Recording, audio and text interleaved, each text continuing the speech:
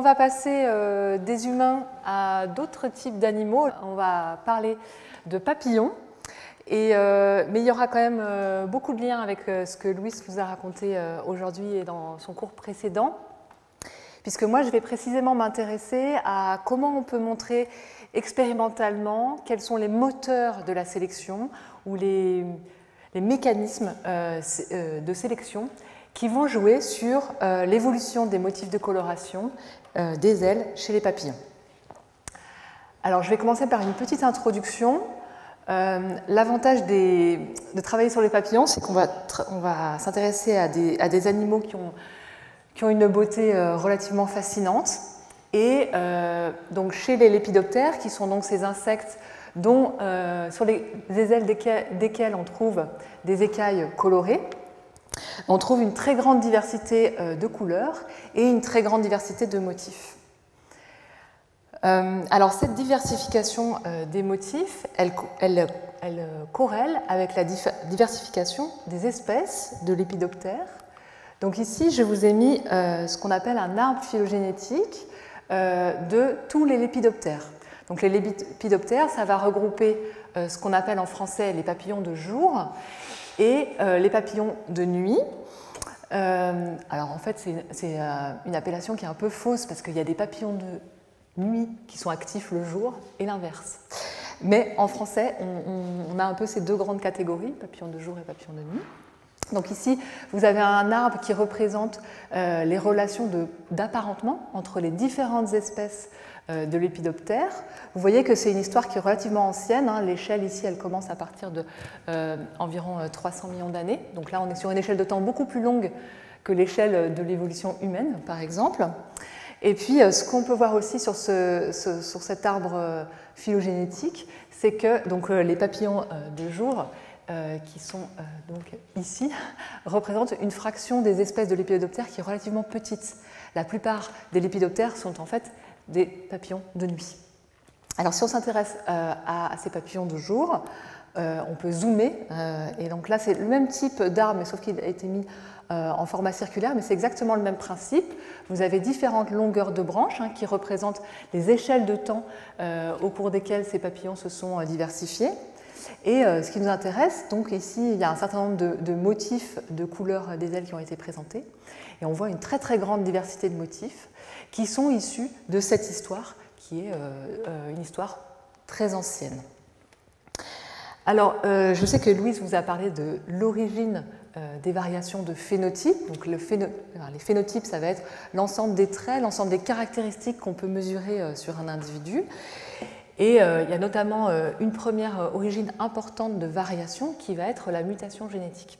Alors, comme chez l'humain, chez les papillons, il peut y avoir des mutations génétiques qui apparaissent au sein des populations. Et certaines de ces mutations peuvent avoir des effets sur les motifs de coloration. Alors je vous mets un exemple chez un papillon qui s'appelle Bicyclus aninana, qui est une espèce qui est extrêmement étudiée d'un point de vue de la biologie du développement et de la biologie évolutive chez les lépidoptères. Et dans cette espèce, ce qu'on retrouve, c'est ce type de motif, donc ce qu'on appelle des ocelles, où on a un centre blanc avec quelque chose de très contrasté autour.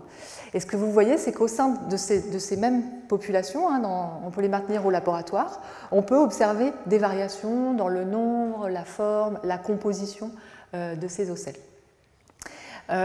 Et donc, c'est un modèle qui a été étudié assez longuement et pour lesquels on connaît un certain nombre de gènes qui vont influencer ces variations d'ocelles.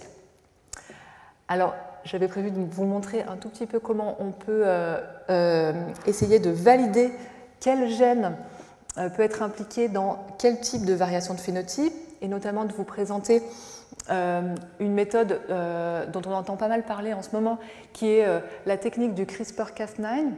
Donc en fait, quand on soupçonne qu'on a un gène qui serait impliqué dans des variations de coloration, par exemple quand on fait des études de génétique d'association, comme a présenté Louis juste avant, on peut avoir un certain nombre de gènes qu'on va appeler des gènes candidats, qui sont dans des régions génétiques qui semblent être associées à la variation de phénotype qu'on observe. Eh bien, on peut tester. Alors, chez les papillons, la manière dont on va tester, c'est qu'on va prendre des œufs de papillons et puis on va injecter ici ce système de CRISPR-Cas9 qui va, alors je vous passe les détails techniques parce que c'est pas forcément ce qui est important. Ce qui est important de comprendre, c'est que ça va aller spécifiquement découper un petit morceau d'ADN et éventuellement le remplacer par une autre séquence. Donc on peut typiquement juste découper un bout et puis l'enlever. Tout ce qui va insérer, on peut insérer par exemple, ça va faire un trou par exemple dans la séquence du gène. Et ensuite, eh ben, on va regarder dans les œufs, on va garder les œufs dans lesquels on a injecté ces sondes. Et puis on va regarder quel est le phénotype obtenu. Donc ici vous avez un exemple chez ce papillon Junonia senonia, dans lequel on a fait une expérience d'injection de cette sonde CRISPR qui a pour conséquence de casser un gène qui s'appelle WNTA ou WNTA. Donc ici vous avez un papillon issu d'un œuf dans lequel on n'a pas injecté la sonde, et puis ainsi un papillon dans lequel la sonde a été injectée dans l'œuf. Donc ce que vous voyez, c'est qu'on a une variation dans, par exemple, ici il y a une nocelle supplémentaire, on a un changement ici dans la mélanisation de cette zone-là. Donc ce qu'on voit, c'est que différents gènes vont avoir des effets sur la coloration, donc la couleur elle-même, par exemple le niveau de mélanine, tout comme chez les humains, il y a une partie des pigments qui sont issus de la mélanine. Et puis aussi sur le motif, c'est-à-dire la répartition de ces pigments dans les différentes écailles au sein de l'aile du papillon. Alors ces mutations, donc ça aussi Louise a dû vous l'expliquer, elles peuvent arriver de manière relativement aléatoire dans les populations. Donc ici je vous cite une étude qui a été faite par une étudiante de notre équipe, qui s'est intéressée à la variation justement dans la position et puis la variabilité des ocelles. Et puis on avait fait une autre étude donc, sur ces papillons du genre morpho. Donc ici vous avez deux espèces différentes de morpho. Et ce qu'on a fait, c'est qu'on a comparé donc, au sein de ce groupe de papillons. Donc ici chaque branche est une espèce différente du genre morpho. Et ensuite, on a regardé combien il y avait d'ocelles sur l'aile antérieure, sur l'aile postérieure, et puis quelles étaient leurs positions sur l'aile. Alors, ce qu'on observe dans cette étude, c'est qu'il y a beaucoup de variations en fait, entre espèces, à la fois dans le nombre et dans la position de ces ocelles. La question qu'on peut se poser, c'est est-ce que finalement ces variations, elles vont avoir un effet, elles arrivent simplement au hasard et par hasard, il y a certaines mutations qui arrivent dans certaines lignées, dans certaines espèces et pas dans d'autres, ou est-ce qu'il y a des pressions de sélection qui vont jouer sur la présence-absence de certaines ocelles à certaines positions de l'aile. Et ça va être une question récurrente dans les études qu'on va pouvoir mener, parce que quand on va comparer différentes espèces, elles vont avoir divergé depuis un certain nombre de milliers, voire de millions d'années. D'accord ? C'est ce que représente cet arbre-là. C'est les relations d'apparentement entre ces trois espèces. Et au sein de chacune de ces lignées, il peut y avoir apparition de mutations au hasard. L'apparition de ces mutations peut entraîner des variations phénotypiques, des évolutions des traits. Donc, même en absence de sélection, au cours du temps, on va avoir une divergence génétique de nos espèces et aussi une divergence phénotypique en conséquence de cette variation génétique. Et donc souvent, on va considérer ce qu'on appelle un modèle brownien, mais encore une fois, ce n'est pas la chose importante que vous reteniez le terme, mais c'est l'idée qu'un phénotype, il va évoluer au cours du temps et il peut évoluer de manière différente dans les différentes espèces. Et le degré de divergence des traits qu'on va observer entre différentes espèces, elle va être fortement dépendante de l'âge d'apparition ou de séparation entre nos espèces. D'accord ? Donc ça, c'est hyper important de le comprendre parce que ce n'est pas parce qu'on voit des différences entre espèces que ces différences sont forcément adaptatives.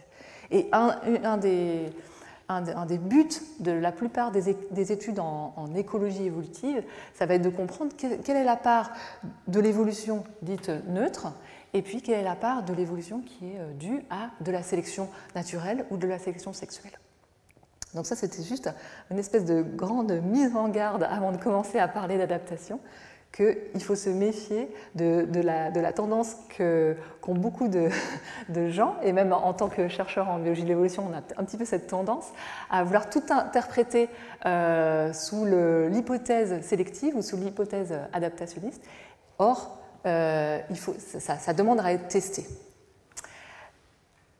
Donc cette précaution étant prise, je vous présente le plan de l'exposé. Donc je vais vous parler beaucoup d'adaptation en fait à partir de maintenant.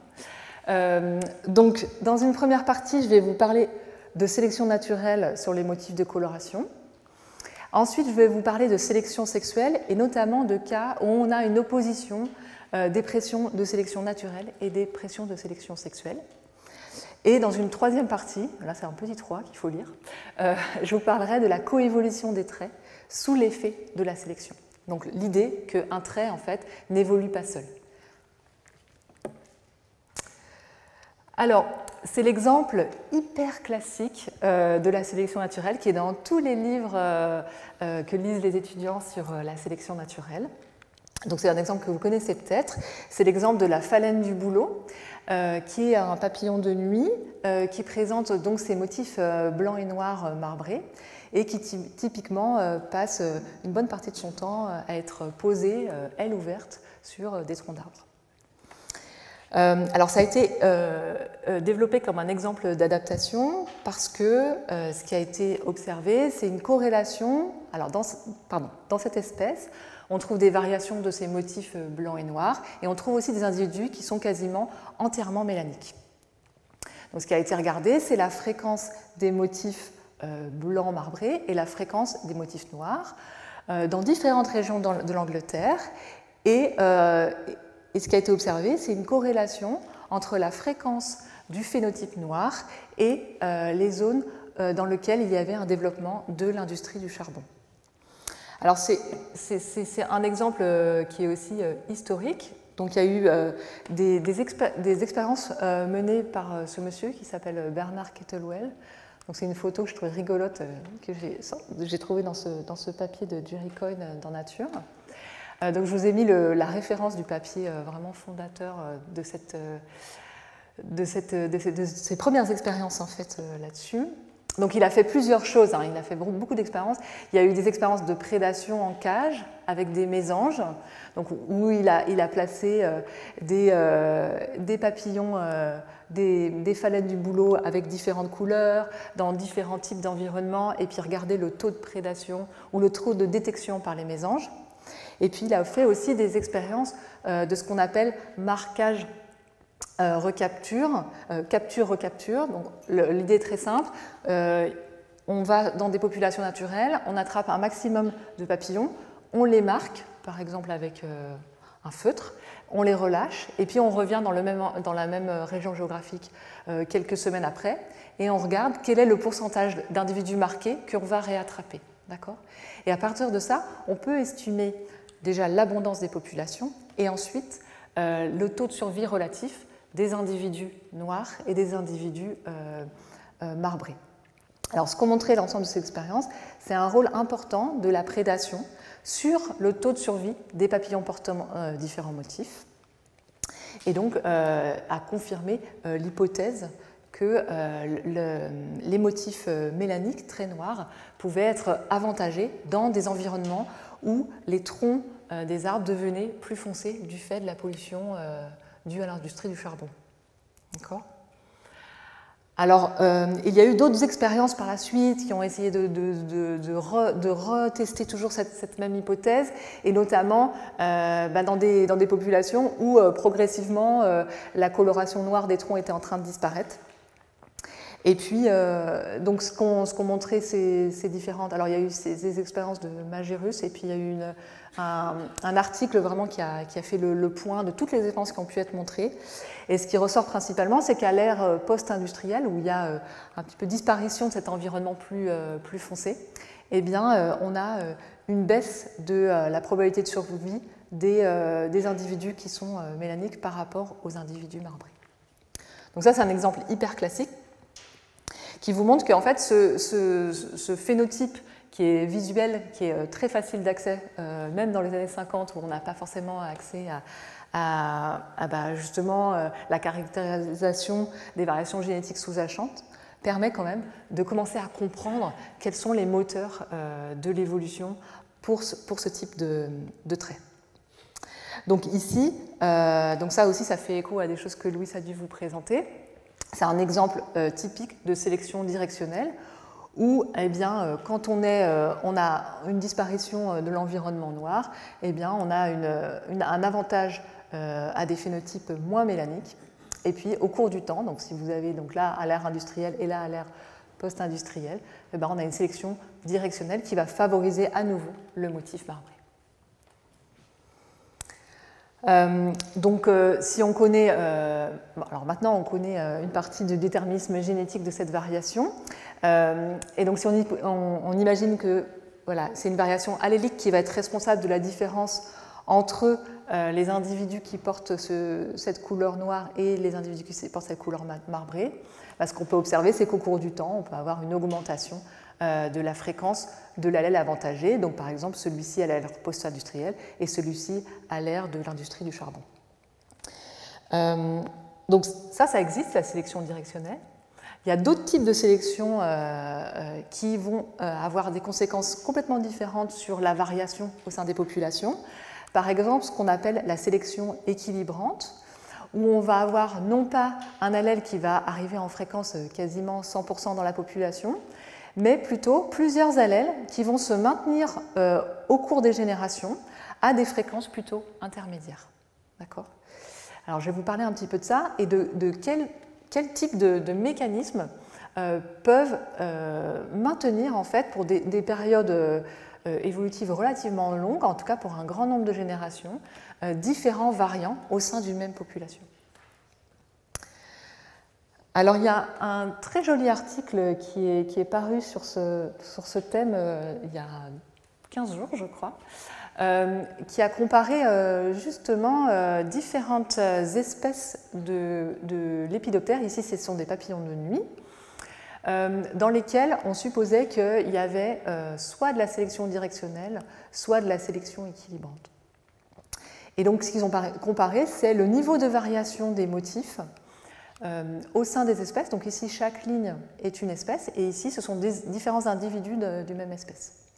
Donc pour des motifs ici extrêmement colorés, et dans des espèces qui présentent des défenses chimiques, on trouve un niveau de variation qui est relativement faible, alors que dans des espèces où on a plutôt un phénotype qui va favoriser le camouflage sur différents substrats, eh bien, on observe un niveau de variation des motifs qui est beaucoup plus important. Alors l'idée, c'est de se dire qu'ici, peut-être qu'on a plutôt une sélection diversifiante et ici une sélection directionnelle. Donc ici, typiquement, je vais vous introduire cette notion d'espèce aposématique parce que je vais en reparler après. Dans les espèces qui présentent des défenses chimiques, par exemple de la toxicité, on observe fréquemment des motifs très colorés, très vifs, avec beaucoup de contraste. Et ça, c'est probablement dû au comportement des prédateurs qui vont apprendre à associer la coloration très vive avec l'expérience désagréable de goûter une proie qui va avoir un goût, par exemple, amer. D'accord ? Et donc, il va y avoir un avantage dans ces populations-là à présenter, par exemple, un des phénotypes connus, parce que la plupart des oiseaux auront déjà goûté et aura déjà associé le fait qu'être rouge et jaune, par exemple, c'est associé avec un goût désagréable. Donc tout individu qui va être un peu trop différent de ce motif qui est déjà reconnu par la communauté de prédateurs va être contre-sélectionné. Ça veut dire que dans ces espèces dites aposématiques, il y a une sélection qui va être de type stabilisante, je crois que Louise vous a parlé de ça aussi, qui va favoriser au contraire un niveau de variation des motifs plutôt faible au sein de la population. Donc je vais vous parler un peu plus précisément de pourquoi on observe une grande variation plutôt dans les espèces qui ont ce type de motif plus camouflé. Parce que ça, c'est une manip que j'aime beaucoup. Donc c'est une manip qui a été inspirée de la variation chez une autre autre type de papillon de nuit, c'est Catocala, dans lequel on trouve un phénotype marbré, hein, qui n'est pas très différent du phénotype de notre phalène du bouleau, mais qui est assez variable au sein de l'espèce. Et c'est des manipes qui se sont intéressés à l'effet de la prédation sur la variation des motifs dans ce type d'espèce. Donc l'idée, c'est d'utiliser des jets bleus, donc ici qui vont être entraînés à taper du bec sur un écran quand ils voient une proie. Et quand ils détectent correctement une proie, il va y avoir une récompense qui va tomber ici. Donc c'est des animaux qui ont des très bonnes capacités cognitives. Et on va leur présenter en fait des écrans avec des papillons de nuit générés de manière plus ou moins aléatoire sur un fond très marbré comme ça. Donc je ne sais pas si vous les voyez là, ici. Donc l'idée, c'est de leur présenter différents types de ces proies fictives et puis de regarder leur capacité à détecter ces proies. Donc c'est ce qu'ils ont fait dans une première série de manips. Donc c'est un papier de Bond et Camille qui est sorti dans le journal Nature en 1998.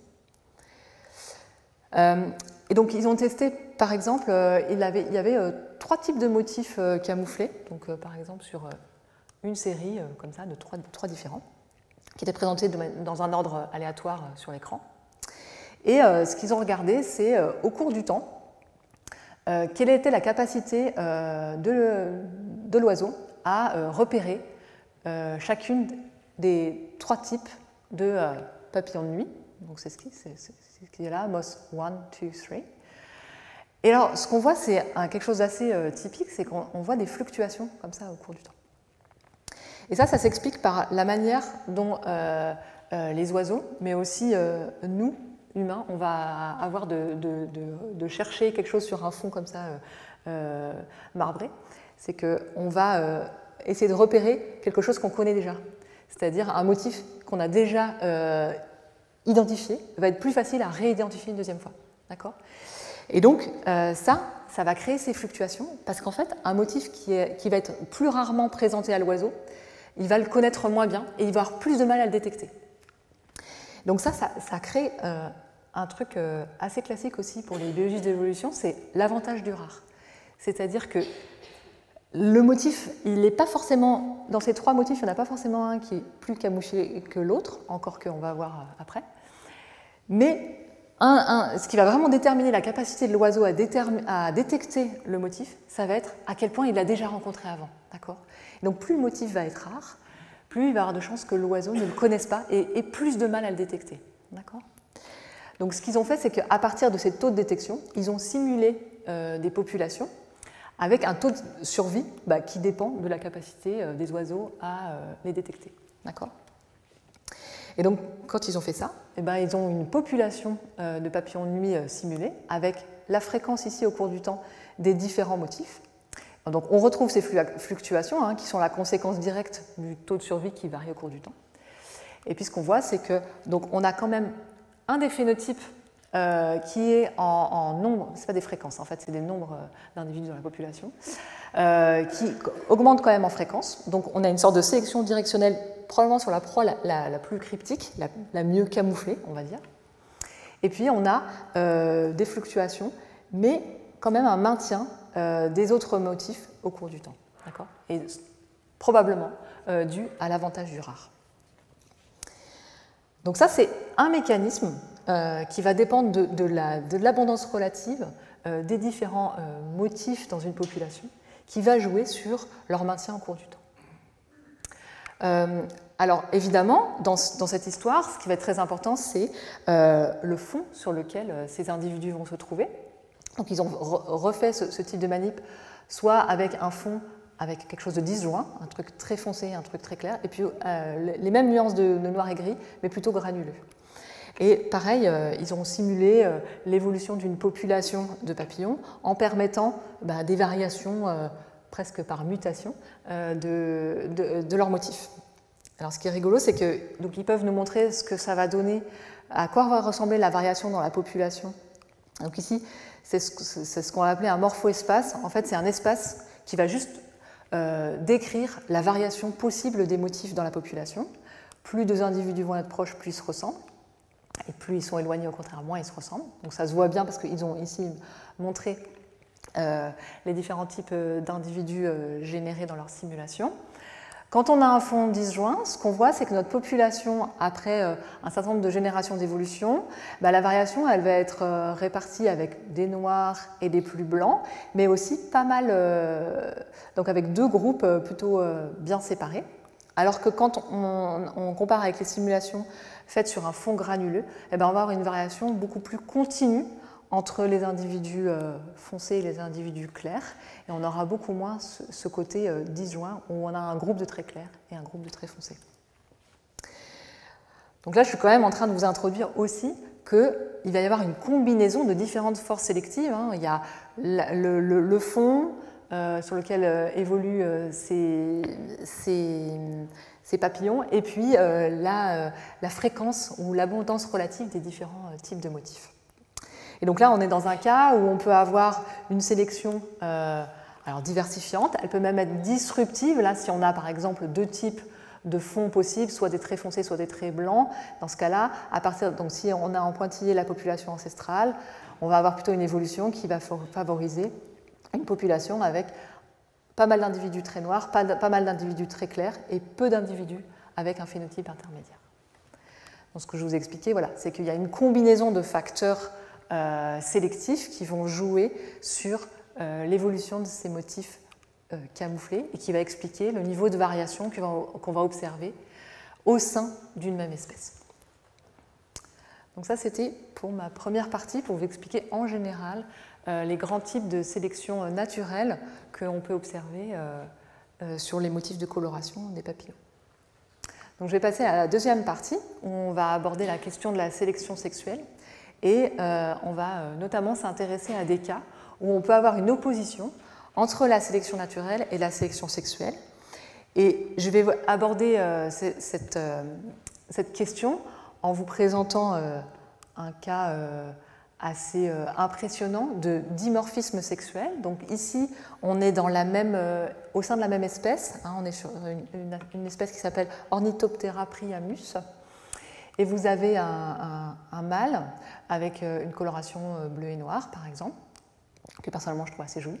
Et puis vous avez une femelle qui a un motif de couleur très différent, une taille aussi différente.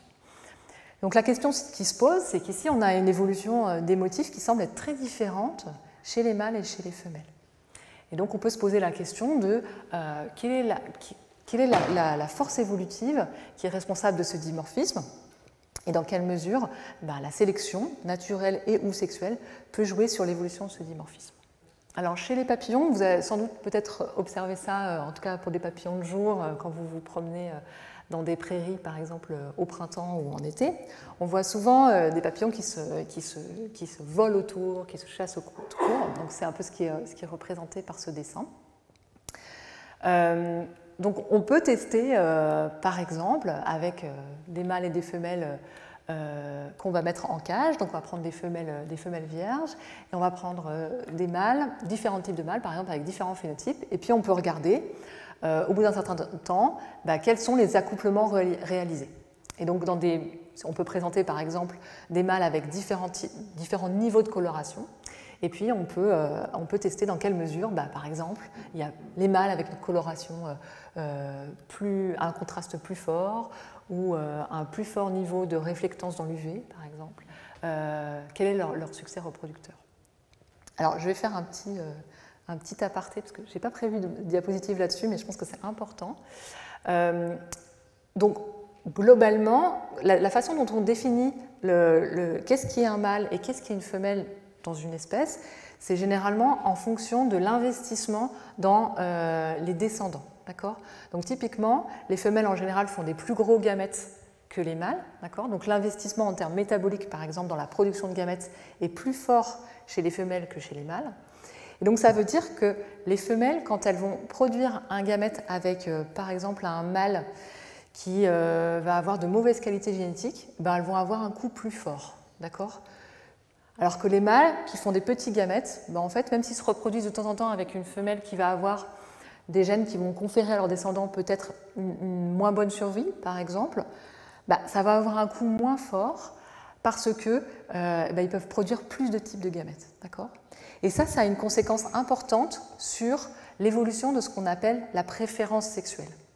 C'est-à-dire que généralement, on suppose qu'il y a une plus forte sélection sur les préférences chez les femelles par rapport aux mâles. Donc ce qu'on va tester en premier lieu, ça va être plutôt la préférence des femelles que la préférence des mâles. C'est juste pour vous expliquer pourquoi on va principalement s'intéresser à la préférence des femelles. Ça ne veut pas dire qu'il y a plein d'espèces dans lesquelles il y a aussi du choix par les mâles. D'accord ? Donc, s'il y a de la préférence chez les femelles, et si par exemple les femelles préfèrent les mâles plus colorés, plus verts, et bien donc chez les mâles, si on part d'une population ancestrale où on a un phénotype plus, par exemple, marron, si les femelles ont tendance à préférer les mâles plus colorés, ça veut dire que les mâles les plus colorés vont se reproduire, vont avoir un meilleur succès reproducteur, vont transmettre à leurs descendants le caractère brillant, vert, et donc progressivement, cette sélection sexuelle va favoriser l'évolution du phénotype des mâles vers une coloration, par exemple, plus vert brillante. D'accord ? Alors que chez les femelles, s'il n'y a pas ce type de préférence chez les mâles, il n'y aura pas particulièrement de sélection sur leur phénotype des ailes par ce biais-là.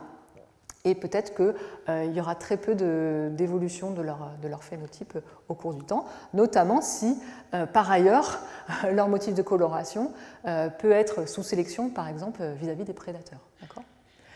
Donc, le fait qu'on puisse avoir des préférences des femelles pour certaines colorations, ça peut générer, c'est une première hypothèse qui peut générer de ce qu'on va appeler du dimorphisme sexuel au sein d'une espèce, c'est-à-dire le fait que les mâles et les femelles ne se ressemblent pas. Une hypothèse alternative, c'est de se dire qu'en fait, les mâles et les femelles n'ont pas tout à fait les mêmes modes de vie.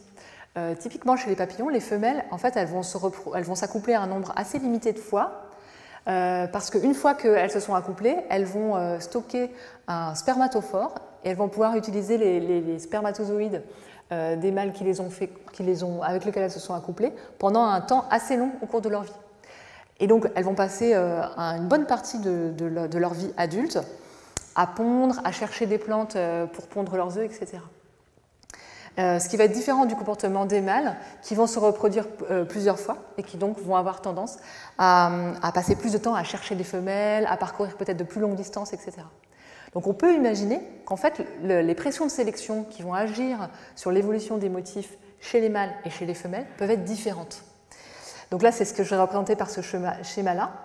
Peut-être que chez les mâles, la sélection naturelle va favoriser une évolution des motifs, par exemple dans cette direction-là, vers le plus bleu, et puis que chez les femelles, la sélection va favoriser une évolution dans une autre direction de l'espace des phénotypes possibles.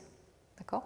Donc c'est deux hypothèses alternatives qui peuvent expliquer l'évolution du dimorphisme sexuel, donc cette différence entre mâles et femelles. Alors, il y a une étude qui a essayé de tester exactement ça, dans quelle mesure le dimorphisme sexuel est plutôt dû à une sélection naturelle qui serait différente entre les mâles et les femelles, et dans quelle mesure ça serait dû plutôt à une évolution divergente des phénotypes des mâles sous l'effet de la pression de sélection exercée par la préférence des femelles. Donc ce qu'ils ont fait, c'est qu'ils ont étudié les motifs de coloration dorsaux et ventraux chez 369 espèces de papillons européens. Donc ici, vous avez de nouveau les relations d'apparentement entre tous les papillons, les espèces de papillons qu'ils ont étudiés. Ici, vous avez les phénotypes des femelles et ici, les phénotypes des mâles. Donc ce qu'ils ont regardé, en fait, c'est la proportion de pixels de différentes valeurs. C'est ce que représentent ces graphiques ici. Sur les photos des ailes des femelles et des ailes des mâles. Donc, par exemple, ici, dans ce groupe d'espèces, on voit que les mâles ont plus de bleu sur leurs ailes que les femelles, par exemple. Donc, quand ils ont utilisé donc, à la fois l'information de l'apparentement entre les différentes espèces et de la variation des motifs entre espèces, pour essayer de reconstituer les états ancestraux, quels étaient les motifs aux différents, ce qu'on va appeler les nœuds, donc au moment où on a eu la divergence entre différentes espèces ou différents groupes d'espèces. Et ensuite, à partir de ça, on peut calculer les taux d'évolution du phénotype à partir de l'état ancestral chez les mâles et chez les femelles. Donc c'est ce qu'ils ont fait. C'est assez joli. Donc ici, on a le niveau de dichromatisme, donc le niveau de dimorphisme sexuel en fait, entre les mâles et les femelles au sein de chacune des espèces. Et vous avez ici un ratio qui vous donne en fait la contribution de l'évolution du phénotype des mâles ramené au taux d'évolution chez les femelles. Et vous voyez qu'on a quelque chose qui est supérieur à 1. Ça veut dire qu'en gros, plus on a quelque chose des espèces qui sont dimorphiques, bah, plus c'est dû à une divergence du phénotype des mâles, principalement du phénotype des mâles, et pas tellement du phénotype des femelles. Donc on est plutôt dans l'hypothèse sélection sexuelle, hein, dans l'hypothèse que je vous ai présentée à droite tout à l'heure, où il y a une évolution moins rapide du phénotype des femelles que des mâles, et plutôt une divergence des phénotypes des mâles, et donc probablement sous l'effet de la sélection sexuelle. D'accord ? Alors ça, c'est une étude qui a montré ça donc, chez des papillons européens. Il y a d'autres cas intéressants de dimorphisme, notamment celui-ci, donc chez des papillons du genre Papilio, donc ici c'est Papilio même nom. Alors c'est intéressant parce que donc, voilà, là on a le papillon mâle, d'accord, et là on a des différents motifs qu'on peut trouver chez des femelles de cette même espèce. Et donc dans différentes régions, en fait, les femelles vont avoir des motifs relativement différents, avec même parfois certaines femelles qui ont ici des queues sur leur aile postérieure, alors que d'autres n'ont pas, des couleurs rouges, jaunes, vraiment beaucoup de variations chez les femelles. Donc on peut s'intéresser à... Donc là je vous montre chez une espèce, hein, d'accord, qui s'appelle Papilio même nom, que vous retrouvez ici dans l'arbre, même nom ici, d'accord. Et puis ce qu'a regardé cet auteur, donc c'est un collègue indien, ce qu'il a regardé, parce que c'est des papillons qu'on trouve beaucoup dans les régions d'Asie et d'Afrique, mais voilà. Donc ce qu'il a regardé, c'est... donc il a regardé ici Papilio même nom. Donc vous avez ici des petites pastilles bleues et vertes. Donc quand c'est bleu, ça veut dire qu'il y a du dimorphisme sexuel très marqué. Et quand c'est vert, ça veut dire qu'il y a très peu de dimorphisme sexuel. D'accord ? Donc ce qu'il a regardé, c'est comment se répartissent les cas où il y a un dimorphisme sexuel très fort et les cas où il y a peu ou pas de dimorphisme dans les différentes espèces. Et ça permet de reconstituer combien de fois cette histoire de dimorphisme sexuel a évolué de manière plus ou moins indépendante. Donc ce que vous voyez, c'est que ça est apparu probablement plusieurs fois au sein de la diversification de ce genre de papillons. D'accord ? Alors on peut se poser la question de là, quel est le moteur de la sélection, hein ? Est-ce qu'il y a un avantage pour sélectif associé à certains motifs arborés par les femelles ? Alors, chez les papillios, en fait, il n'y a pas de défense chimique, mais par contre, ils vivent souvent dans des régions dans lesquelles il y a d'autres papillons qui, eux, présentent des défenses chimiques. Notamment, alors ici, c'est Papilio polites.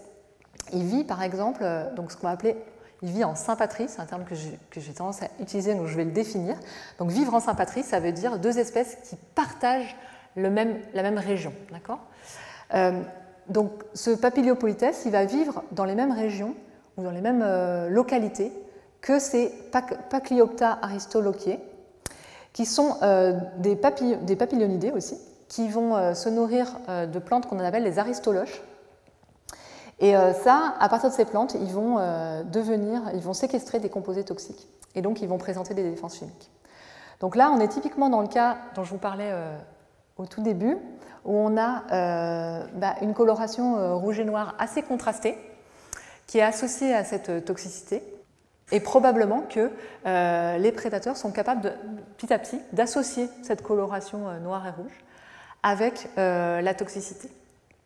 Ce qui fait que nos femelles de l'espèce Papilio polites, qui ne présentent pas du tout de défense chimique, les variations phénotypiques qui vont leur conférer une plus grande ressemblance avec cette autre espèce qui, elle, a des défenses chimiques, vont être avantagées. D'accord? Donc là, on peut faire l'hypothèse qu'il pourrait y avoir une sélection positive qui favorise l'évolution phénotypique des femelles dans cette espèce non toxique quand ce phénotype ressemble au motif arboré par les espèces toxiques présentes localement. Donc il y a des gens qui ont essayé de tester cette hypothèse. Alors ils ont travaillé avec des faux papillons, hein, vous voyez, ils impriment les ailes avec le motif. On a un corps qui est fait, alors selon les études, parfois en cirque, parfois en pâte à modeler. On peut placer ça, les accrocher dans des arbres au sein d'ailleurs des localités dans lesquelles on trouve naturellement ces papillons, d'accord ? Puis on peut revenir quelques jours après et puis regarder si on a des marques d'attaque sur le corps, le faux corps de ces papillons. Et ça permet d'estimer en fait le taux de prédation associé aux différents motifs. Et donc là, ce qu'ils ont montré, c'est que le motif mimétique était en effet moins attaqué. Donc ça veut dire qu'il y a probablement une sélection naturelle qui favorise l'évolution de ce motif chez les femelles. Alors ça, c'est ce qu'on appelle le mimétisme bathésien. Alors ça s'appelle bathésien parce que ça a été pour la première fois décrit par Henry Bates. Et donc c'est cette idée d'avantage sélectif pour des motifs ressemblant à des espèces toxiques abondantes localement, même dans des espèces qui n'ont pas de défense chimique. Donc vous avez un certain nombre de cas très bien décrits. Il y a ce cas du monarque, papillon orange que vous connaissez peut-être, qui fait ces grandes migrations du Canada vers le Mexique, qui est aussi un papillon qui a des couleurs très vives et qui a des défenses chimiques. Puis il y a un certain nombre d'individus, d'espèces différentes, qui lui ressemblent étrangement. Et donc c'est ce qu'on va appeler ici un cas de convergence évolutive. Alors Louis, il vous a parlé de ça sur la tolérance au lactose, mais c'est exactement le même cas. Ça veut dire qu'on va avoir une évolution du même type de motif, mais indépendant dans différentes espèces. D'accord ? Parce que la sélection favorise le même type de motif. Alors on s'est intéressé avec une de mes étudiantes qui est présente dans la salle d'ailleurs, à ces cas de convergence des motifs de coloration, notamment chez les femelles, chez les papilionidés. Donc les papilios dont je vous ai parlé tout à l'heure, c'est un petit sous-groupe qui appartient à cette grande famille des papilionidés.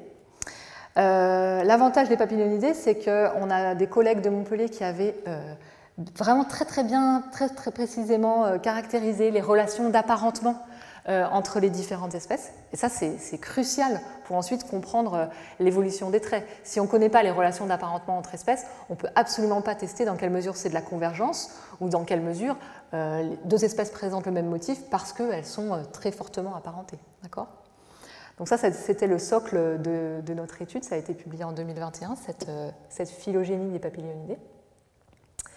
Alors, ce qu'elle a fait, Agathe, l'étudiante qui travaille dans mon équipe, c'est qu'elle a pris des photos d'un très grand nombre d'espèces qui étaient présentes dans cette phylogénie, quasiment la totalité, en utilisant les collections du Muséum d'histoire naturelle ici à Paris. Et ce qu'elle a mis au point, c'est un algorithme basé sur des réseaux de neurones. Alors, je ne vais pas, pareil, rentrer dans les détails, ce n'est pas important. Mais en gros, ce que fait cet algorithme, c'est qu'il va essayer de quantifier à quel point les différents motifs se ressemblent. D'accord ? Donc à partir des photos, ce qu'elle a fait Agathe, c'est qu'elle a produit des modifications de ces images de base. Donc par exemple, à partir de ce papillon bleu, elle a découpé, elle a fait des rotations, etc. Et puis ce qu'elle disait au réseau de neurones qu'elle était en train d'entraîner, c'est ces différentes versions de la photo appartiennent bien à la même photo. D'accord ? Elle fait ça sur plein de photos différentes. Et petit à petit, en fait, le réseau de neurones apprend à reconnaître à associer, on va dire, différentes parties du motif de coloration comme quelque chose qui distingue cette photo de cette photo.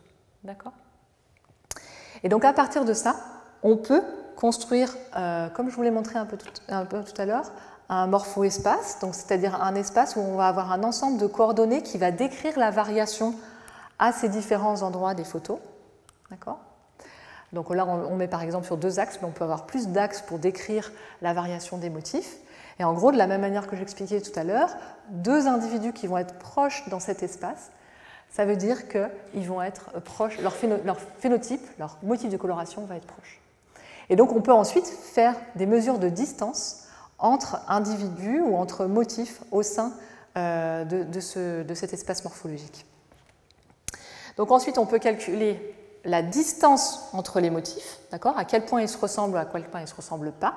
Et on peut comparer cette distance à la distance phylogénétique, c'est-à-dire à quel point les espèces sont apparentées ou non, ont un ancêtre commun récent ou au contraire très ancien. D'accord ?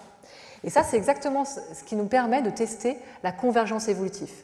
Est-ce que ces motifs, par exemple, je prends deux motifs très proches ici, ils se ressemblent parce qu'en fait, ça correspond à deux espèces qui sont proches d'un point de vue génétique, ou est-ce que c'est pour une autre raison?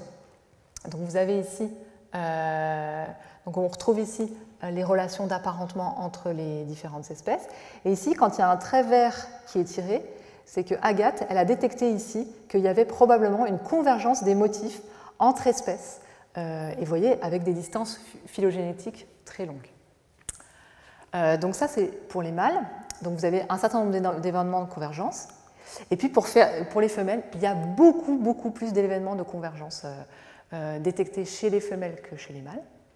Et notamment quand on se place en sympatrie, c'est-à-dire des événements de convergence qui ont lieu entre espèces qui vivent dans les mêmes régions. Et que c'est probablement le fait qu'elles vivent ensemble qui favorise l'évolution de ce qu'on appelle le mimétisme, d'accord, c'est-à-dire l'évolution d'une ressemblance, notamment dans les espèces non défendues chimiquement, dans lesquelles il va y avoir un avantage à la ressemblance des motifs vis-à-vis des espèces défendues. D'accord ? Mais ça peut se faire que si ils vivent dans les mêmes environnements, d'accord, et qu'ils sont chassés par les mêmes prédateurs. Donc, Agathe, elle avait travaillé là-dessus, notamment sur la face dorsale des ailes. Alors, ce qui se passe chez beaucoup de papillons, c'est un truc assez étonnant, c'est qu'on les regarde sur la face dorsale, puis hop, on les retourne. Puis là, on se rend compte que la face ventrale n'est pas forcément pareille. Donc là, c'est un premier exemple de ça, mais vous en connaissez peut-être aussi vous. Alors, un truc auquel s'est intéressée Agathe particulièrement, c'est le fait que parfois, quand on regarde nous avec nos yeux d'humain, bon là, on les retourne, bon ok, il y a des petites variations, hein, c'est pas tout à fait pareil, il y a un petit peu de rouge ici, mais bon, c'est pas non plus hyper flagrant. Alors ça c'est ce qu'on voit avec notre œil d'humain. Donc ici, vous avez en fait la sensibilité de nos cellules photoréceptrices en tant qu'humains. Donc on a trois types de photorécepteurs, et en gros, ça nous permet de percevoir les variations de spectre de la lumière reflétée entre 400 et 700 nanomètres. Donc c'est ce qu'on va voir nous en tant qu'humains. Mais en fait, une aile de papillon, elle peut refléter des longueurs d'onde plus petites, par exemple entre 300 et 400 nanomètres. Et quand il va y avoir des reflets dans cette longueur d'onde-là, nous, en tant qu'humains, on ne va pas le percevoir. D'accord ? Par contre, il y a un certain nombre de papillons, et notamment, par exemple ici, cette espèce de Graphium sarpedon, où là, il y a un nombre absolument incroyable, une diversité incroyable de types de cellules photoréceptrices qui vont couvrir une grande gamme de longueurs d'onde reflétées, et notamment dans la gamme 300-400. D'accord ? Alors ça, c'est une première chose, ça c'est la différence entre notre système visuel et le système visuel des papillons.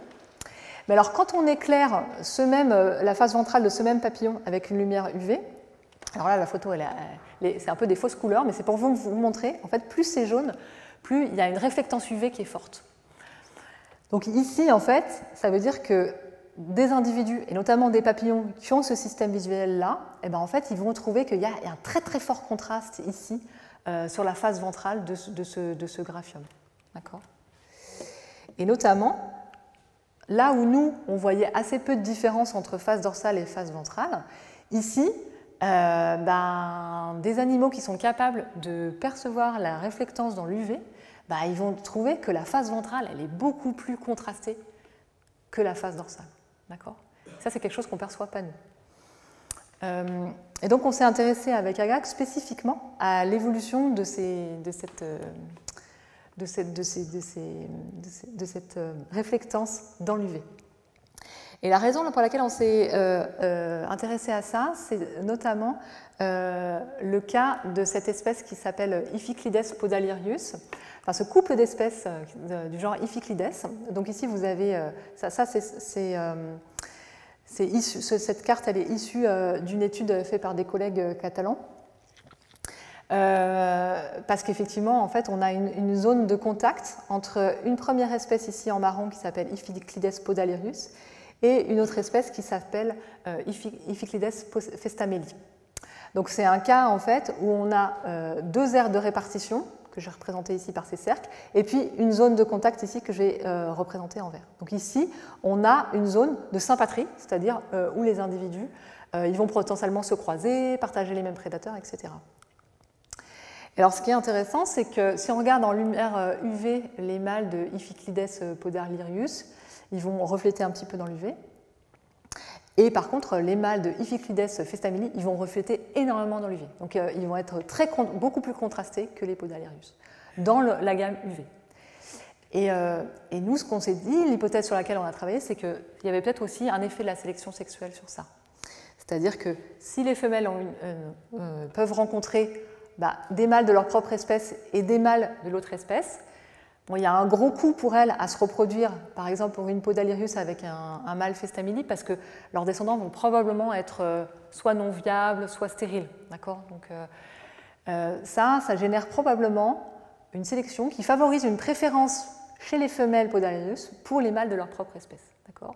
Donc elles vont préférer peut-être des motifs peu contrastés, alors que les femelles festameli vont avoir tendance à préférer des mâles plutôt très contrastés, notamment dans la gamme de l'UV. Donc ça, c'est ce qui a motivé Agathe et moi à continuer sur cette question. Donc en fait, on a repris nos papillonidés, et ce qu'on a fait, c'est qu'on a échantillonné des espèces proches qui vivent en sympatrie. Alors quand je dis en sympatrie, ce qu'on a fait, c'est qu'ici vous avez une échelle de vert. En fait, plus le vert est foncé, plus en fait les deux espèces, elles ont une grande partie de leur aire de distribution qui est commune, d'accord ? Et plus c'est clair, plus ça veut dire que bon, il y a une partie de leur aire de distribution qui est commune, mais qui est relativement petite. Et ce qu'on a testé, c'est à quel point le fait qu'elles partagent un même environnement favorise l'évolution divergente de leurs motifs de coloration dans la gamme de l'UV. Donc voilà, donc ce qu'elle a fait, c'est qu'elle a pris des photos des différentes espèces, des mâles et des femelles en lumière visible et UV.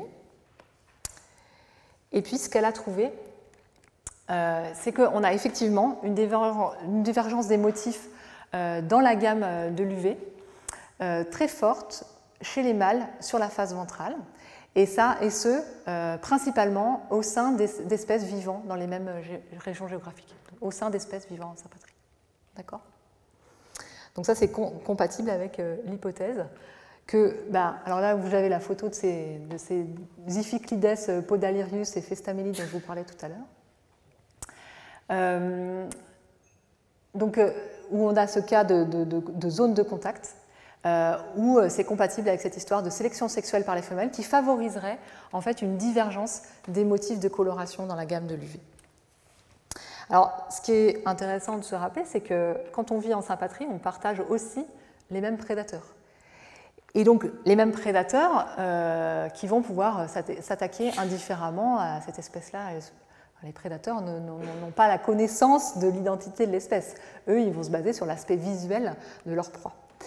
Alors, je mentionne une étude qu'on avait menée avec un de mes collègues qui s'appelle Vincent Debat et qui a été menée par une de nos étudiantes en thèse qui s'appelait Ariane Chotard. Et elle, ce qu'elle avait testé, c'est le comportement des prédateurs vis-à-vis de ce motif de coloration d'Iphiclides podalirius. Alors, le comportement typique, c'est ça, c'est qu'il y a des attaques et que les attaques, elles ont lieu, je ne sais pas si on voit très bien, mais elles ont lieu préférentiellement sur la région, voilà, c'est en ralenti, dans cette partie-là des ailes, c'est-à-dire sur les queues et dans la région ici très colorée. Ça veut dire que l'évolution des motifs, est aussi importante, probablement parce qu'elle a tendance à diriger les attaques vers des parties des ailes et des parties du corps du papillon qui sont non vitales. C'est-à-dire qu'un papillon à qui il manque des queues, comme ça, ou des morceaux d'ailes, ben on peut en trouver plein dans la nature. En fait, ils sont toujours capables de survivre et de se reproduire et de survivre pendant un temps assez long. Et donc, l'évolution du motif, elle est aussi conditionnée par le comportement des prédateurs. Donc, la raison pour laquelle je vous ai parlé de cette manie, c'est pour vous montrer que oui, il y a de la sélection sexuelle par les femelles qui peut favoriser de la divergence, de l'évolution divergente des motifs dans des espèces différentes, et notamment en contexte de sympatrie, mais qu'en sympatrie, il y a aussi un partage d'un certain nombre de caractéristiques communes, soit d'ordre biotique, par exemple des prédateurs communs, ou abiotiques, par exemple, il va y avoir des mêmes conditions de température ou de taux d'humidité, et que ça va avoir plutôt tendance à favoriser la convergence des motifs entre espèces. D'accord ? Et donc, fréquemment, ce qu'on peut observer, c'est une opposition entre les pressions de sélection qui vont être exercées par la sélection naturelle, ici par exemple les prédateurs dans l'exemple que je vous donne, et par les femelles respectivement. D'accord ?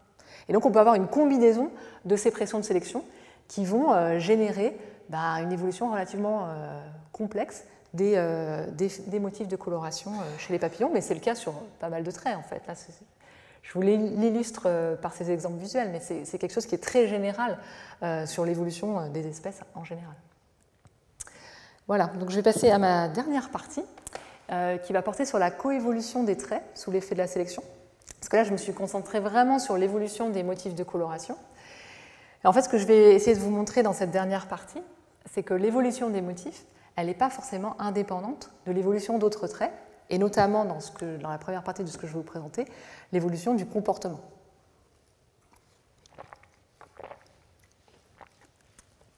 Donc, je vais revenir à mes espèces de papillons préférés, du moins préférés pour le moment, qui sont les papillons du genre Morpho. Donc ici, encore une fois, vous avez un arbre qui vous représente les relations d'apparentement entre les différentes espèces. Donc ici, vous avez le nom d'espèces différentes du genre Morpho. Ici, vous avez un exemple des motifs de coloration dorsaux arborés par les mâles. Donc c'est des papillons qu'on trouve dans la région d'Amérique centrale et Amérique du Sud, qui vivent dans des forêts tropicales. Forêts dans lesquelles on va typiquement trouver des arbres très très hauts. Et une des caractéristiques des papillons du genre Morpho, c'est qu'on va avoir un certain nombre d'espèces qui vont avoir ce comportement de voler très haut dans la canopée, et un certain nombre d'espèces qu'on va observer principalement plutôt dans le sous-bois. D'accord ?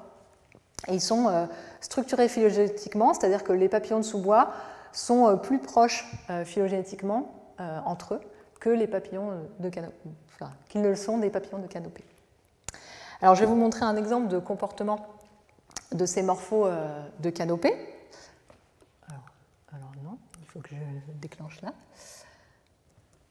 Donc là, vous voyez, j'espère que vous voyez bien. Donc il vole haut, hein, et puis il a des phases de vol plané relativement longues. Là, on va le voir. Donc un battement d'aile, ensuite un grand moment où il plane. Là, on est ralenti 30%, hein, pour que vous voyez mieux. Voilà. Donc ça, c'est Morphosici. C'est une espèce qu'on qualifie de morpho de canopée. Voilà. Vous pourrez regarder ça des heures, mais... et puis, je vais vous montrer le comportement d'un morpho qu'on trouve plutôt dans le sous-bois, qui s'appelle Morpho Menelaus. Donc déjà, vous pouvez tout de suite voir qu'il vole beaucoup plus bas. Et puis qu'il est un petit peu plus énervé.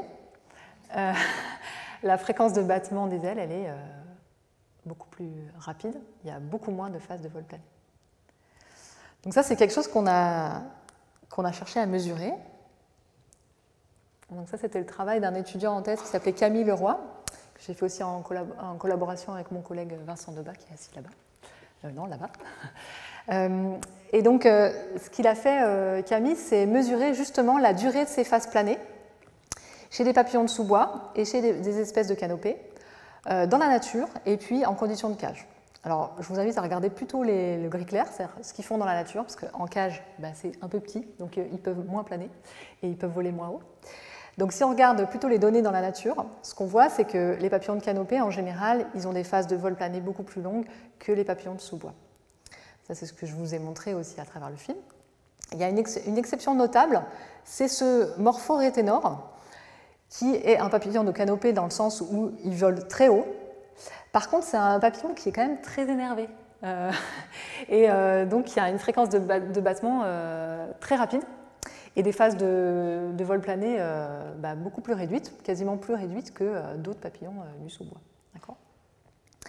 Alors ça nous amène à nous questionner sur cette idée de coévolution entre la coloration et puis le comportement de vol battu rapide ou vol plané plus lent. Alors, ce que vous avez peut-être vu dans le film précédent, mais que je voudrais vous montrer plus précisément, alors ici vous l'avez ralenti, ce qui est important de noter sur ces papillons, notamment de sous-bois, c'est que quand ils volent, on a une alternance de flash bleu et de disparition. Vous les voyez? Okay. Ça vous convainc, j'espère? Alors ça, pourquoi? Parce qu'en fait, quand on regarde la face dorsale et la face ventrale, on a quelque chose d'extrêmement différent. La face dorsale, elle est bleue, elle est iridescente, c'est-à-dire que iridescente, ça veut dire que là, je vous montre une photo qui a été prise à un angle donné.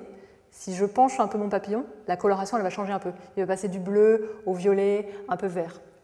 Ce n'est pas du tout le cas de la face ventrale. La face ventrale, elle est marron, on retrouve ses ocelles. Elle n'est pas du tout iridescente, très peu brillante. D'accord ? Et donc, ce contraste extrêmement fort entre ces colorations, encore une fois, ventrale et dorsale, associé avec ce vol battu très rapide, ça crée en fait cette alternance de flash bleu et de disparition. D'accord ? Donc c'est la combinaison du type de motifs dorsaux et ventraux et du comportement de vol qui crée cette impression-là. Et alors, je peux vous dire, et mes collègues qui ont déjà chassé le morpho peuvent en témoigner, ça rend les morphos extrêmement difficiles à attraper. Parce qu'en fait, alors en plus, quand on les effraie, ils commencent à avoir un vol extrêmement erratique.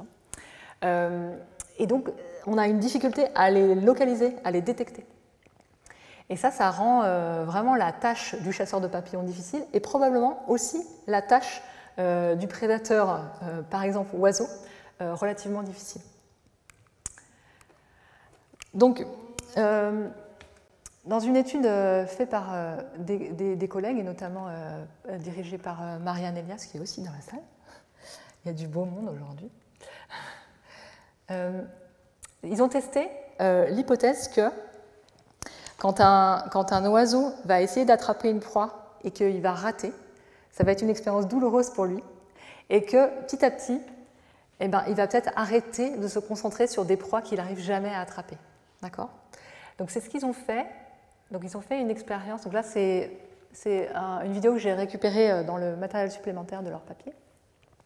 Donc ils ont pris des mésanges qu'ils ont mis dans une petite boîte comme ça. Ici il y avait une proie. Donc ici c'était un papillon aussi. Alors c'était pas un morpho, c'est un papillon d'une autre espèce qui s'appelle Adelpha.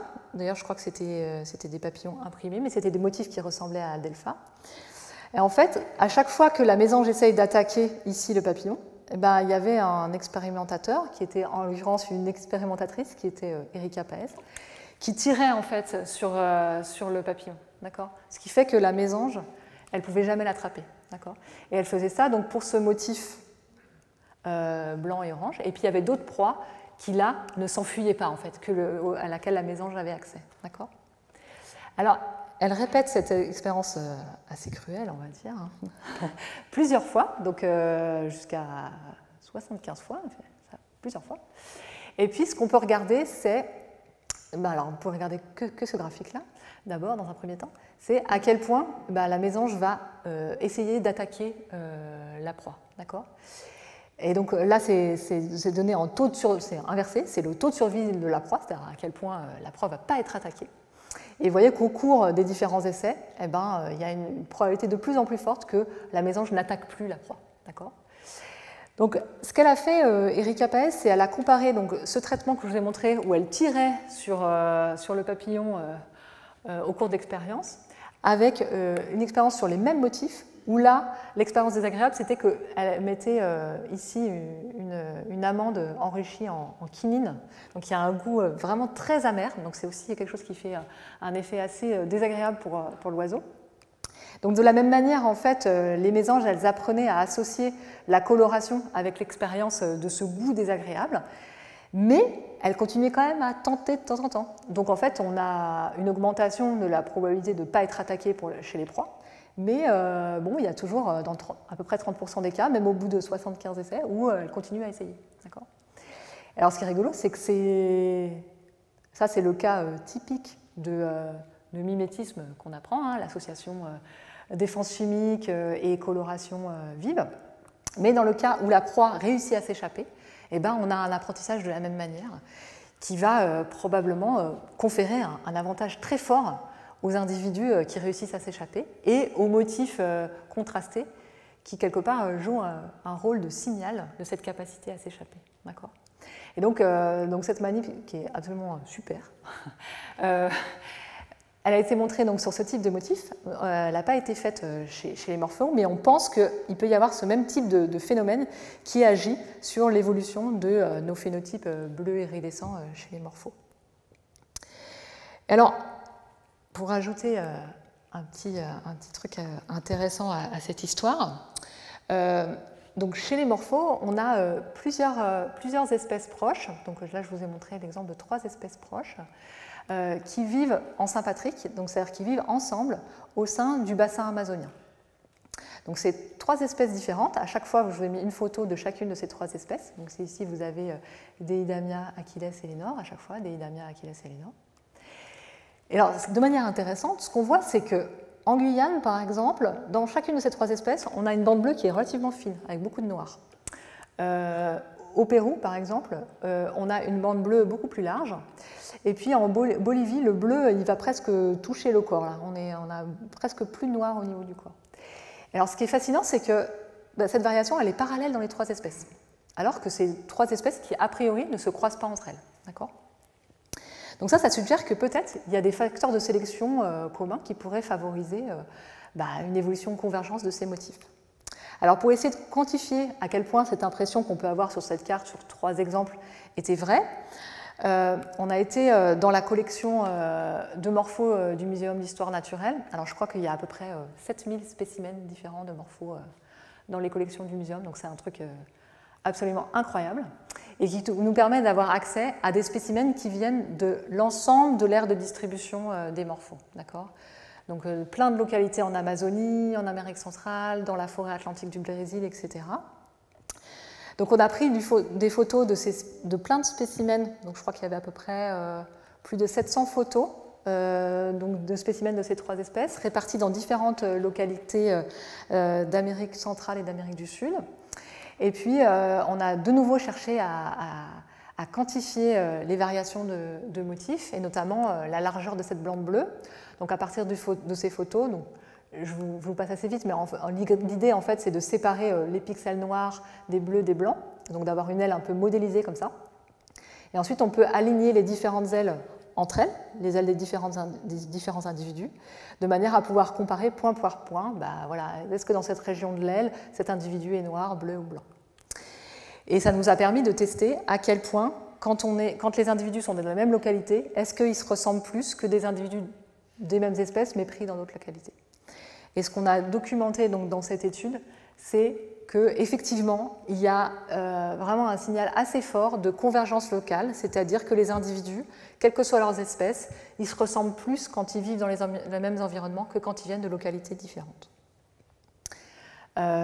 Donc là, voilà, je vous remets vraiment les relations d'apparentement. Donc à chaque fois, ça c'est une espèce, ça c'est une espèce et ça c'est une autre espèce.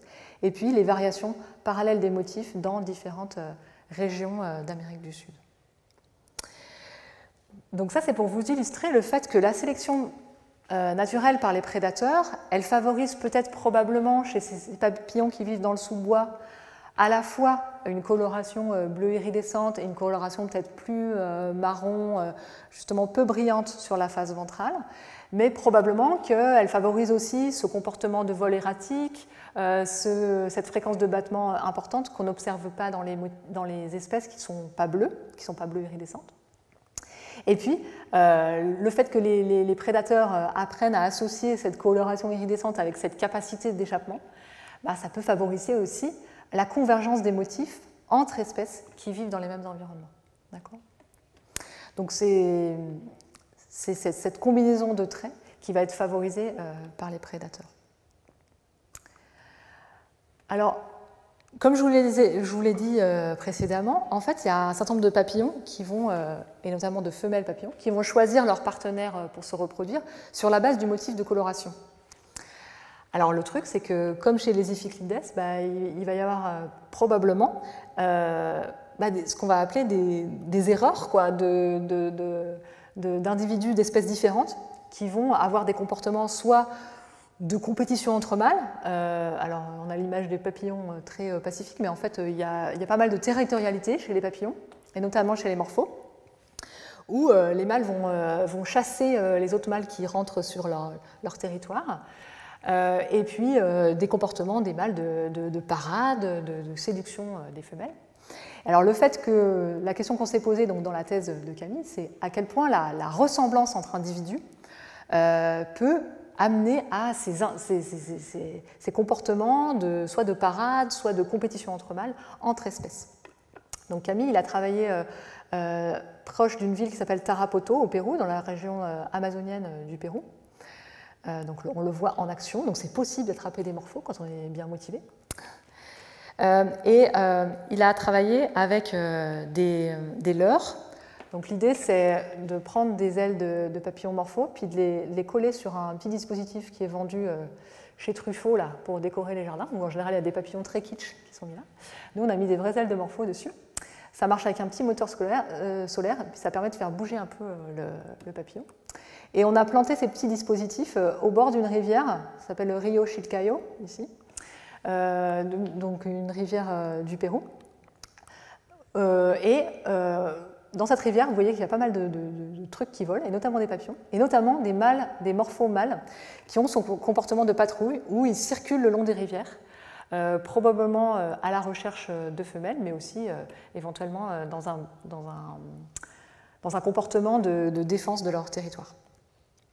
Ah oui, alors les ailes, elles étaient rincées avec un solvant qui s'appelle Dexane. C'était pour enlever toute trace d'odeur, parce que vous savez que chez les papillons, il y a beaucoup de phéromones qui sont relâchés. Donc nous, ce qu'on voulait tester, c'est l'effet visuel. Donc on a enlevé toute interférence potentielle avec des composés odorants.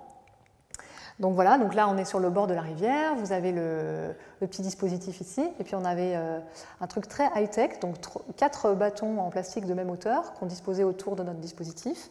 Et ça, c'était pour définir un cube qu'on va appeler la zone d'interaction. Et ce qu'on va regarder, c'est dans quelle mesure les papillons sauvages qui se baladent le long de la rivière ici vont rentrer ou non dans ce cube d'interaction. Ce que vous voyez peut-être pas très bien, c'est qu'il y avait des caméras pour filmer ça, ici et là, elles sont bien camouflées.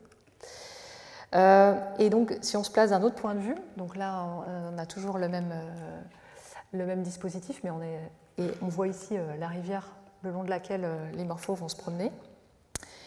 Et ce qu'on va chercher à quantifier, c'est, voilà, donc ici vous avez un morpho qui se balade, et là, il n'est pas trop intéressé par notre leurre, il continue son chemin comme si de rien n'était. Donc là, on va dire que c'est un passage, il est juste passé. D'accord ? Après, il y avait d'autres individus qui semblaient être un peu intéressés. Donc, ils déviaient leur trajectoire, ils venaient un peu voir, mais ils ne rentraient pas dans notre cube d'interaction. Donc ça, on appelait ça une approche. Et puis, la troisième chose, c'était des papillons vraiment intéressés, et qui rentraient dans notre cube, et puis qui venaient tourner autour de notre leurre. D'accord ? Et ça, on qualifiait ça d'interaction. Donc, Camille, il est resté à peu près 4 mois au bord de la rivière à faire ça. Il faut de la patience. C'est des données voilà, qui requièrent beaucoup de patience, mais qui sont vraiment super intéressantes, je trouve. Et alors Camille, il est patient, mais il est aussi assez fort. Donc à partir des données issues des caméras 1 et 2, ce qu'on peut faire, c'est reconstituer la trajectoire en 3D de ce qu'on va appeler notre visiteur, donc ça c'est notre papillon sauvage, vivant, autour de notre modèle, notre faux papillon ici en rouge. Qui bouge quand même un peu, hein, parce qu'il y a ce système. Et puis, il peut ressortir des paramètres de vol, par exemple ici, la vitesse de vol du papillon autour du leurre. Donc typiquement, le design expérimental, c'est ça. Et donc ce qu'on a mis comme aile de papillon ici sur notre petit dispositif de chez Truffaut, là, c'était des motifs qui sont portés par des mâles et des femelles de ces deux espèces, donc Morpho-Elenor et Morpho-Achilles, d'accord. Les motifs qu'on trouve au Pérou, donc les motifs qu'on va appeler locaux, d'accord, que vont potentiellement connaître les mâles péruviens qui se baladent le long de cette rivière, d'accord. Et puis on a aussi mis des leurres qui venaient de Guyane. Donc ça, c'est des motifs en fait que probablement ce morpho péruvien n'a jamais vu de sa vie, d'accord. Donc on peut comparer quel va être le comportement vis-à-vis de motifs qu'il connaît déjà par rapport à des motifs qu'il n'a jamais vus en fait. Parce qu'ils volent pas mal, mais ils ne font pas Pérou-Guyane dans leur vie. Hein. D'accord. Et donc on est dans un cas, je vous ai remis le petit schéma là, de Saint-Patrie, parce qu'on est quand même dans une zone où, naturellement, ces deux espèces, elles coexistent. Alors, qu'est-ce qui se passe quand on regarde les interactions avec les leurres mâles? Donc ici, vous avez quand le mâle péruvien de la rivière se balade, à quel point il vient s'intéresser, il vient rentrer dans notre cube. Eh bien, il vient à peu près autant que ce soit un con spécifique ou un mâle de l'autre espèce. Il vient même de temps en temps voir, un peu moins souvent, mais le mâle guyanais, quoi. Par contre, chez Morpho-Achilles, ils viennent autant s'intéresser au mâle de leur espèce que de l'espèce Elenor. Par contre, ils s'intéressent beaucoup moins aux morphes exotiques. Donc ça, ce que ça montre, c'est qu'il y a de fortes interactions mâle-mâle, à la fois au sein des espèces et entre espèces. Alors, qu'est-ce qui se passe quand on met ici un leurre femelle? Les mâles Elenor, visiblement, ils ne sont pas très discriminants. Hein, ils viennent voir, tant que c'est des femelles, ils viennent. Dans 40% des cas, ils viennent interagir avec des femelles, qu'elles soient de leur espèce ou qu'elles soient d'une espèce différente. Les mâles Achilles, ils ont l'air un petit peu plus discriminants. Hein, ils vont quand même préférentiellement interagir avec des femelles de leur espèce et pas des femelles de l'espèce différente. Mais globalement, ils viennent quand même aussi s'intéresser et interagir avec des femelles de l'autre espèce. Donc en fait, ce que montrent ces manips, c'est qu'il y a ce qu'on appelle des interférences reproductives entre espèces. D'accord ? Il y a des interactions hétérospécifiques. Et ça, c'est probablement favorisé. Dans notre manip, je rappelle, ce qu'on a testé, c'est l'effet du motif, l'effet visuel uniquement. Donc le fait qu'il y ait une convergence des motifs au sein de ces espèces qui vivent en Saint-Patrie, ça augmente peut-être, ça contribue probablement à augmenter l'interférence reproductive entre espèces. Et ça peut générer une sélection sur d'autres types de traits. Alors, un trait qu'on a regardé dans le cadre de la thèse de Camille, c'est à quelle heure volent nos papillons. Donc vous avez toujours les deux mêmes espèces, là, Morpho-Elenor et Morpho-Achilles.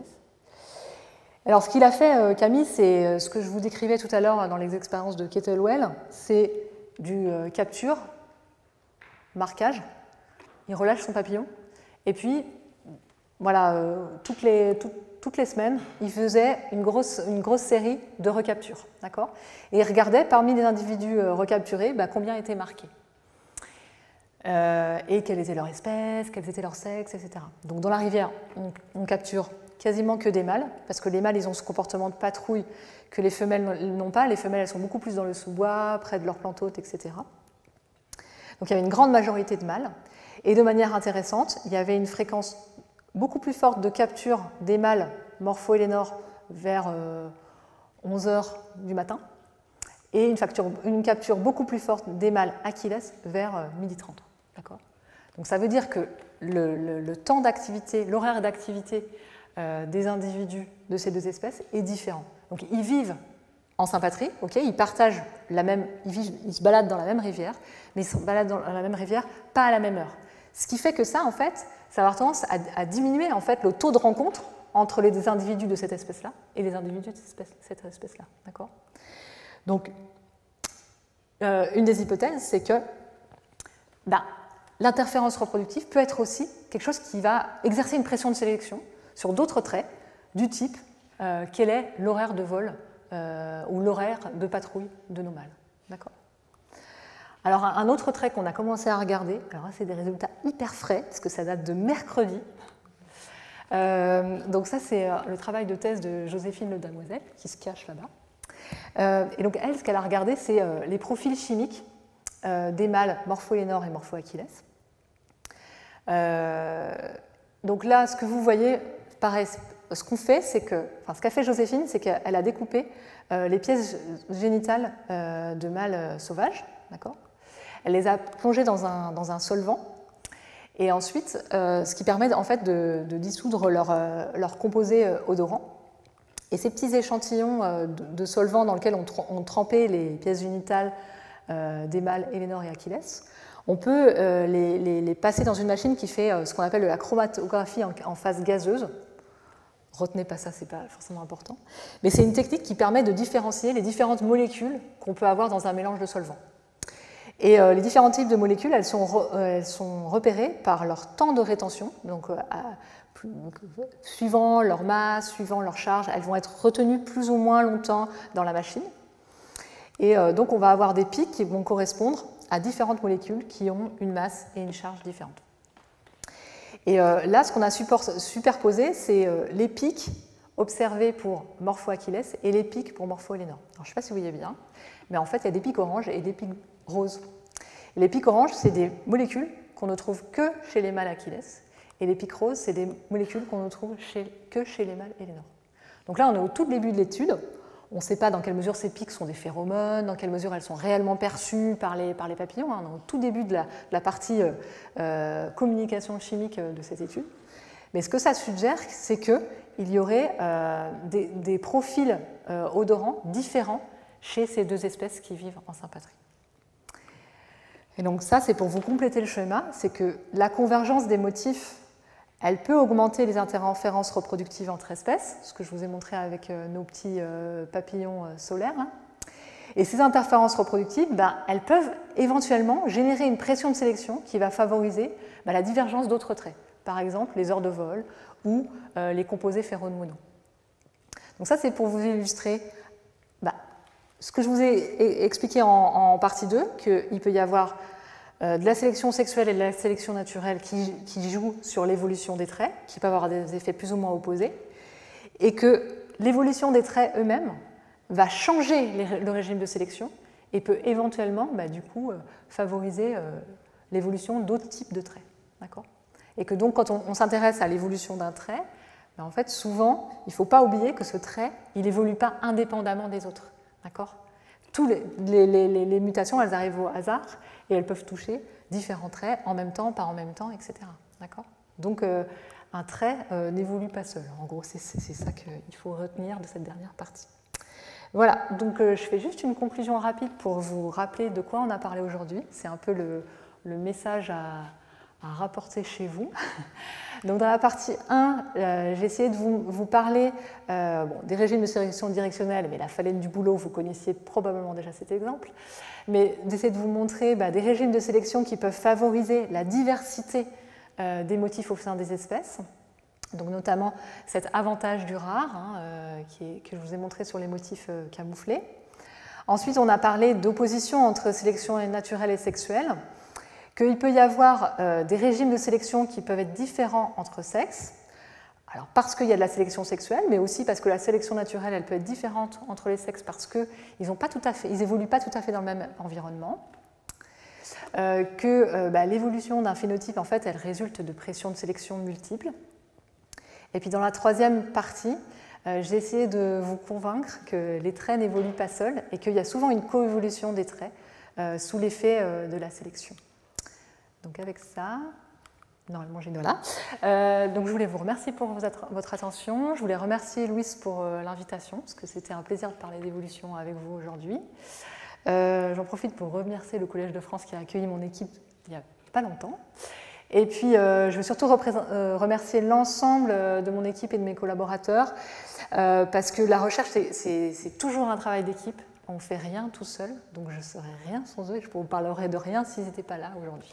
Voilà, merci.